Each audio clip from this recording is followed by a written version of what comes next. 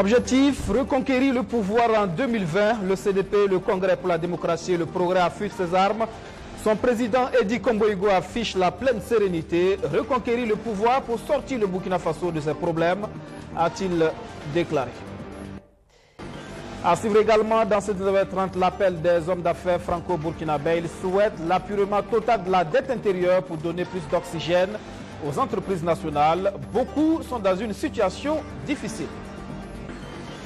Nous irons également à la découverte de la plus grande centrale hybride fonctionnelle au monde. Elle se trouve au Burkina Faso, propriété d'une société minière. Bonsoir et bienvenue à tous. Reconquérir le palais présidentiel pour sortir le Burkina Faso de l'impasse, ambition bien affichée au CDP. Le Congrès pour la démocratie et le progrès prépare sa stratégie de retour au palais présidentiel de Kossiam. L'heure est à l'unité au sein du parti. Les regards tournés vers le Congrès des 5 et 6 avril prochain. Roméo Koïta. Après la tempête, c'est la cohésion retrouvée au sein du CDP, le Congrès pour la démocratie et le progrès. L'ex-parti au pouvoir a plus que jamais repris sa marche en avant pour la reconquête du pouvoir en 2020. Désormais investi des pleins pouvoirs, le président du parti, Edi Komboïgo, montre la voie à suivre. À vous toutes et à vous tous, militants du CDP, l'unité est le mot d'ordre pour toutes les actions que nous allons entreprendre. Car nous venons de loin et nous tenons à remercier et à féliciter toutes celles et tous ceux qui ont œuvré afin que notre unité soit effective. Cette unité installera la cohésion tant attendue par nos militants pour un CDP encore plus fort. Un CDP plus fort, c'est ce qu'il faudra selon le premier responsable du parti pour reconquérir le pouvoir lors des prochaines consultations électorales afin de sortir le pays, dit-il, du gouffre dans lequel il est plongé depuis l'accession du MPP au pouvoir. Le bilan de l'actuel parti au pouvoir est jugé catastrophique à mi-mandat par le parti de Blaise Compaoré. Et même certains résultats actuels du MPP seraient l'œuvre du CDP selon Edi Komboïgo. Il y a eu un changement que vous avez estimé un changement qualitatif. Il y a eu un changement où on nous a dit que c'est la solution. Nous constatons que la solution, on exhibe les résultats des gouvernements passés. Tout ce qui est en train de se passer, les routes, tout ce qui est en train de se passer, ce sont des accords qui avaient été signés sous le président Blaise Compaoré. C'est pourquoi le patron de l'ex-parti majoritaire pense qu'il signera son grand retour à Kossiam en 2020.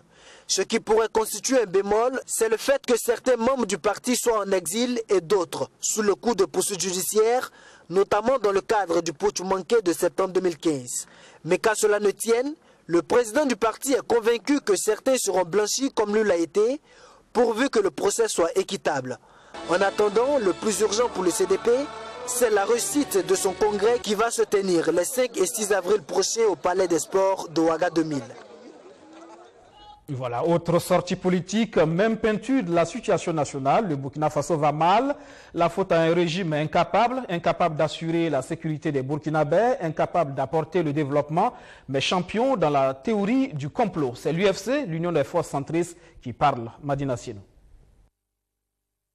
Des attaques terroristes et plus d'une centaine de morts depuis l'investiture du président Roch-Marc Christian Kabore. Une situation que l'UFC, l'Union des forces centristes, impute à ce qu'ils appellent l'incompétence notoire du régime Kabore.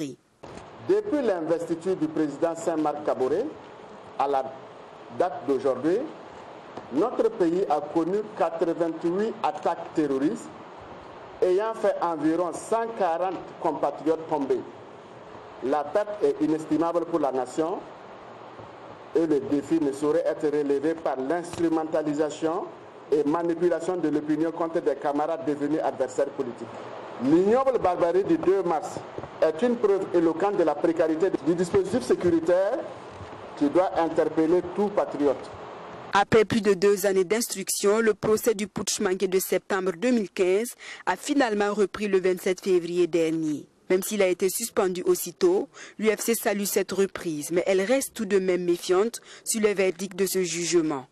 Pour le pouvoir MPP et ses amis, il faut présenter, aujourd'hui le procès là ne vise pas à chercher la vérité, Non, c'est à confirmer des condamnations et à publier des condamnations. Si c'est ça, c'est parti, c'est mal barré et je crains fort pour notre pays. Si aujourd'hui, les présumés là sont condamnés dans une justice équitable, dans leur fort intérieur sont convaincus que toutes les règles du droit ont été respectées et que c'est le droit qui en a décidé comme ça en toute souveraineté, il n'y a pas de problème. Pour sortir le Burkina Faso de l'impasse, Issa Balima et ses camarades lancent un appel à tous. Avant qu'il ne soit trop tard, nous en appelons à la responsabilité de tous et particulièrement de l'opposition, dont le chef a fini de convaincre qu'il n'est que le chef de file des collaborateurs. En ces temps de crise, l'UFC en appelle à la responsabilité des médias et des forces vives pour une cohésion nationale. Les hommes d'affaires franco-burkinabés, eux, ont une préoccupation qui se nomme dette intérieure. Réunis à Ouagadougou, ils lancent un appel à l'apurement total de cette dette, question de permettre aux entreprises de retrouver un peu de souffle. Abdourazak Traoré. À la date du 31 décembre 2015, la dette intérieure de Burkina Faso était estimée à plus de 200 milliards de francs CFA, composée de dettes régulières et irrégulières. Les impayés, évalués à 70 milliards de francs CFA, qui concernent les sociétés privées, ont entièrement été apurés et même le gouvernement veut faire plus. Assurance donnée par le ministre du Budget aux hommes d'affaires franco-burkinabés. La dette régulière et irrégulière, elle a en tout cas été apurée au cours des 2 années précédentes, et dans le budget 2018 nous avons encore inscrit 17 milliards pour apurer encore la dette, mais des sociétés d'État.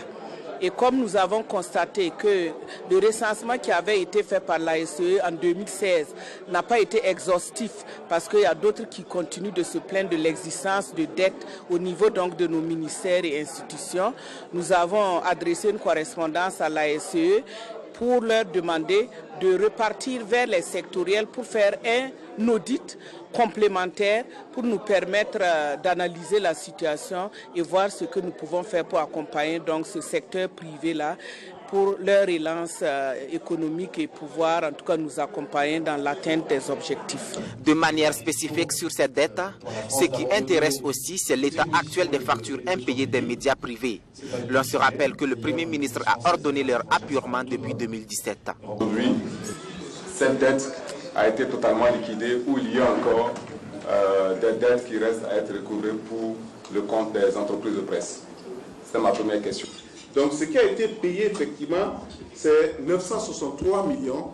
Et lorsqu'on rapporte ça au total, on a en fait 79,64%, j'allais dire, de règlement qui a été effectué.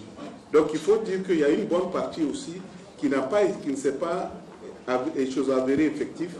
Et ce qui a été avéré effectif, c'est ça en fait qui fait le milliard 150 millions. Le club des hommes d'affaires franco-burkinabés, en organisant ce dîner débat, espère que l'État ira à l'apurement total des dettes. En fait, parmi les membres de ce club, il y a bon nombre de sociétés qui sont directement concernées, qui ont effectivement à faire face à la problématique de la dette intérieure. Donc c'est un sujet d'actualité. Madame le ministre nous a rassuré que d'énormes efforts sont faits pour essayer de combler le gap, on va dire. Et donc je pense que à écouter les membres qui sont derrière nous et qui font beaucoup de bruit, je crois qu'ils sont satisfaits et rassurés. En tout cas sur la motivation et l'engagement du gouvernement à traiter ces sujets-là. Je dois dire que je suis épaté et je dois remercier la ministre des Finances. L'État, lui, représenté par le ministre du Budget, souhaite une collaboration accrue entre les services financiers et les hommes d'affaires. Par exemple, leur concours a été demandé dans le cadre de la lutte contre le phénomène des dettes irrégulières, souvent imputables aux entreprises qui exécutent des marchés sans des contrats valides. Dans le secteur de l'énergie, voyons cette centrale à Essakan dans le Sahel. Il serait la plus grande centrale hybride fonctionnelle au monde. Elle a coûté plus de 12 milliards de francs CFA à la société minière IAMGOLD Essakan qui en est le propriétaire. D'une capacité de production de 15 MW pour l'instant, cette centrale pourrait à l'avenir réinjecter le surplus de sa production dans le réseau de la Sonabel, la Société nationale burkinabé d'électricité. Roméo Kouita. Des panneaux solaires à perte de vue. Au total, 128 880 plaques. Elles forment la centrale solaire hybride de la société minière Essakan IAMGOLD. Avec une capacité de production de 15 MW, elle représente 10% des besoins énergétiques de la mine. Un projet ambitieux qui entre en droite ligne de la politique énergétique du gouvernement burkinabé. Le président du Faso, qui accorde un intérêt particulier à l'énergie solaire, a fait le déplacement d'Essakan pour inaugurer ce qui est considéré comme la plus grande centrale hybride fonctionnelle au monde.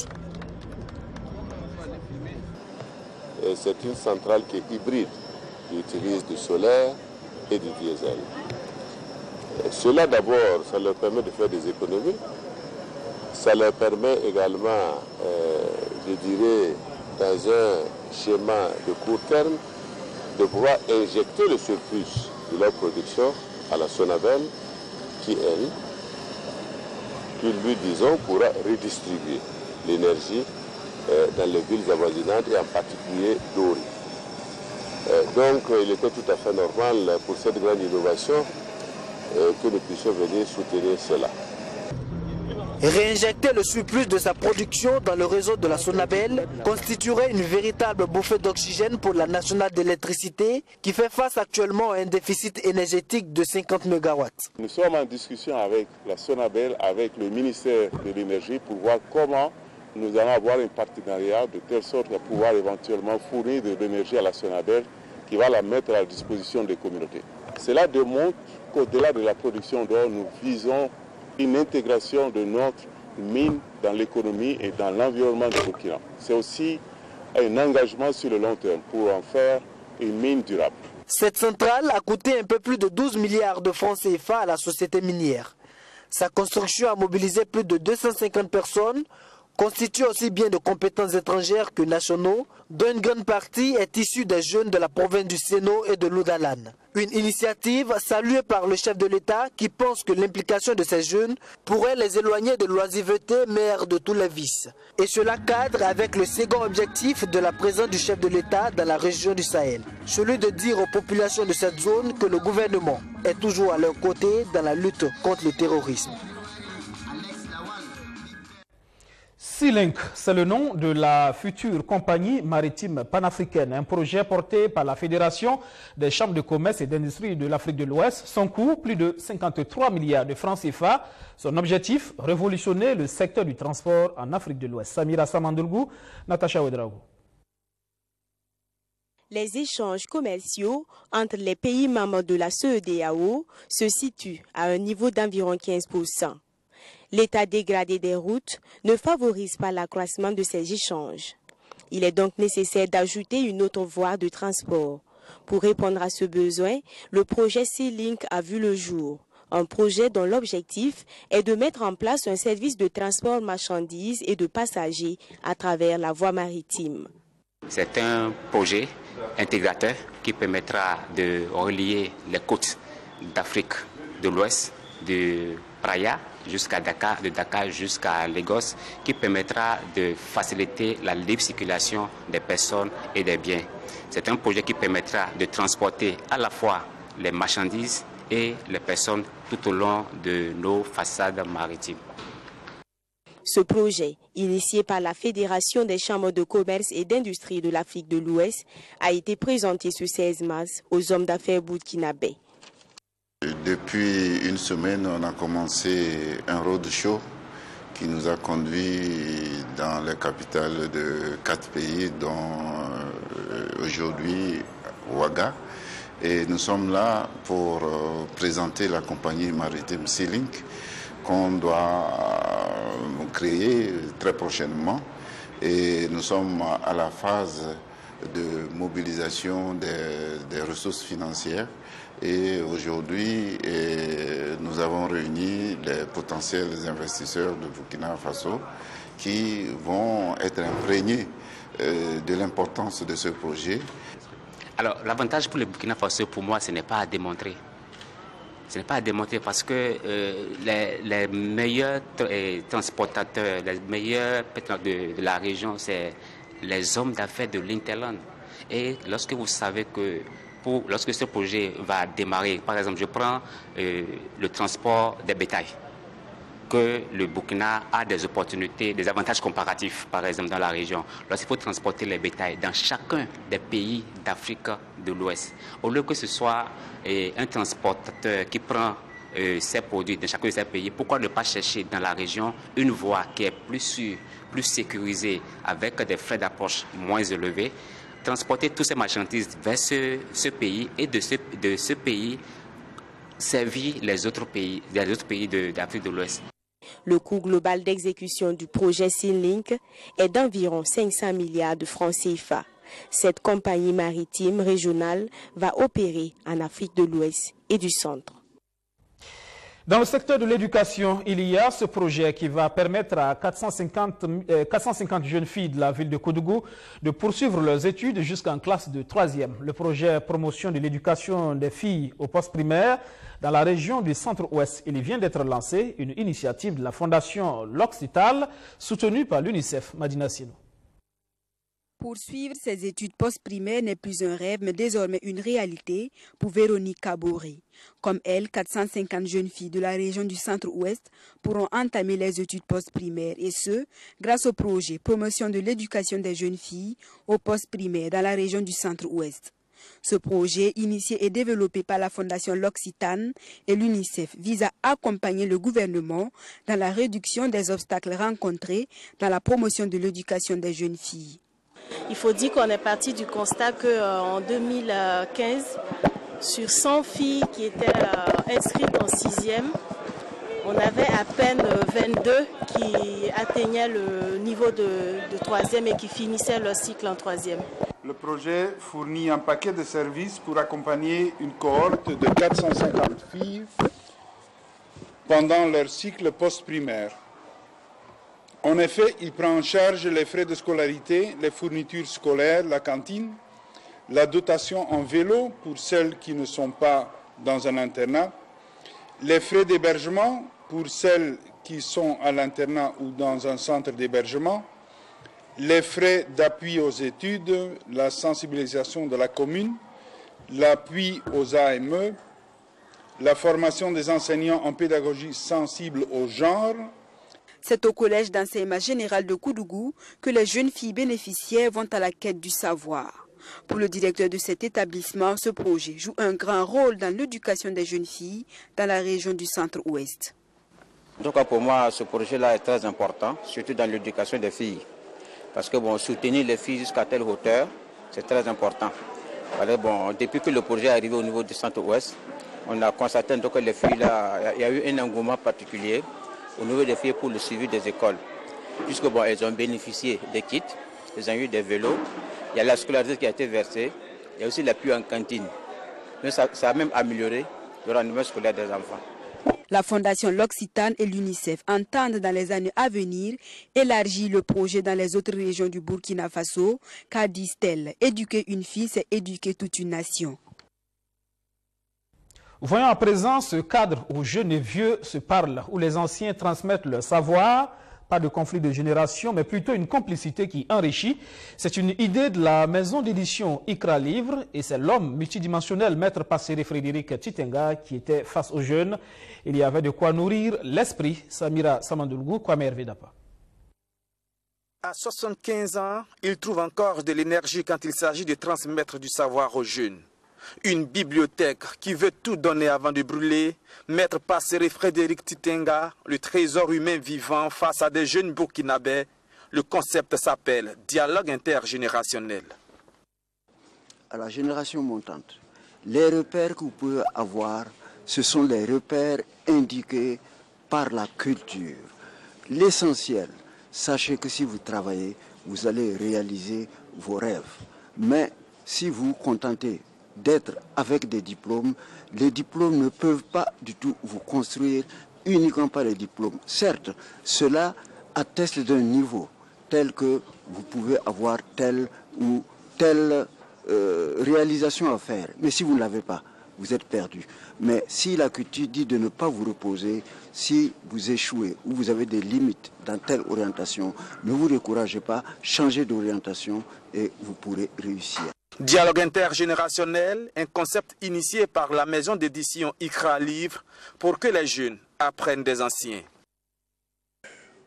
Et ce dialogue intergénérationnel permet à la jeunesse d'avoir des repères afin d'évoluer dans la vie, d'avoir des repères afin de bâtir une société prospère et solidaire, d'avoir des repères pour aller à la conquête du monde. Parce que si l'on s'inspire de l'expérience des aînés, des anciens, l'on peut effectivement, j'allais dire, non seulement densifier son socle culturel, mais aussi l'on peut aller à la conquête du monde. Une dizaine d'établissements publics et privés de la ville de Ouagadougou ont pris part à cet échange intergénérationnel et ce sont des participants enrichis et édifiés de nouvelles expériences que nous avons retrouvées à la fin de la rencontre. Surtout son parcours qui m'a influencé, puisque depuis la terminale, même on étudiait de ses œuvres. Il y a certaines de ses œuvres qui m'ont beaucoup marqué. Donc aujourd'hui, j'ai eu l'occasion de le voir en face de moi. Donc je pense que l'entretien là se passe très bien. Bon, d'être très discret et puis de bien s'organiser en tout cas. De ne rien abandonner, même si on échoue là. Une fois qu'on échoue là, il faut s'adonner en profondeur et continuer. Lutter pour réussir. Il a dit que la terre appartient à ceux qui ne se découragent pas, à ceux qui travaillent. Je pense que la jeunesse peut compter beaucoup sur lui. Ses enseignements peuvent nous servir face aux maux qui minent l'Afrique. Le Burkina Faso en particulier, nous pouvons le prendre comme un leader de l'entrepreneuriat, un leader pour le leadership. Alors aujourd'hui, nous sommes très contents de nous avoir avec Maître Passéré Titenga, de prendre ses enseignements et de rester toujours avec lui. Passéré Frédéric Titenga, un homme à plusieurs casquettes. Avocat, homme de culture et de lettres, chef traditionnel, auteur de plus d'une vingtaine de livres, il est aussi le fondateur du musée de la bendrologie de Manéga.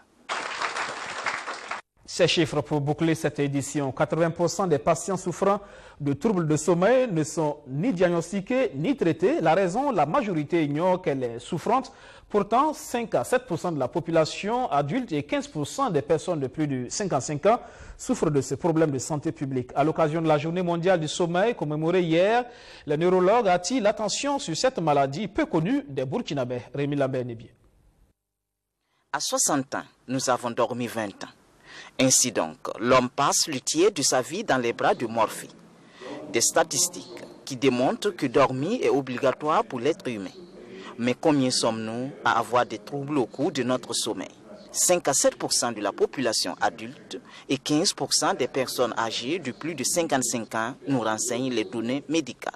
Pathologie pulmonaire et méconnue, les causes de l'apnée du sommeil sont beaucoup plus morphologiques. L'apnée du sommeil, on peut avoir les causes peuvent être liées à des pathologies liées aux organes même, aux organes notamment si quelqu'un a une grosse langue, si quelqu'un a des problèmes au niveau des voies phonatoires, c'est souvent la cause de l'apnée du sommeil. Souvent on peut noter chez ces patients-là une obésité, un excès de poids excessif. On peut retrouver chez certains de ces patients.